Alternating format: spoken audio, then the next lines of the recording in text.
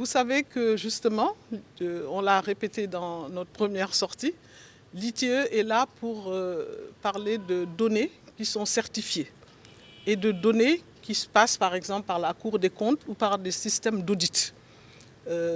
L'affaire dont vous parlez, on ne prend pas en considération encore ces aspects sur lesquels nous travaillons.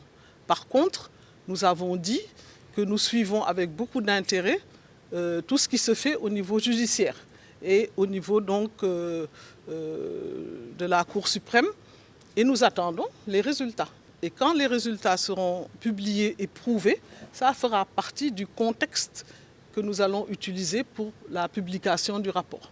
Mais nous n'avons pas comme objectif de nous intéresser à ce qui pourrait être des déclarations, des rumeurs ou autre chose comme ça. Il faut vraiment que ce soit quelque chose d'officiel, sinon on mettrait dans nos rapports tout, et ça c'est pas une bonne chose pour le pays et pour la démocratie dans le pays. Ce que vous êtes en train de dire m'intéresse beaucoup et m'interpelle.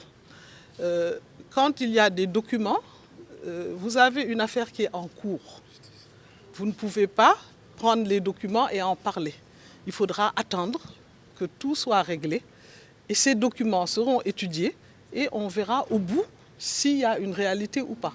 Mais en pleine, disons, affaire qui est en cours, ce n'est pas normal pour quiconque d'ailleurs de commencer à parler de choses alors qu'il y a un travail qui se fait.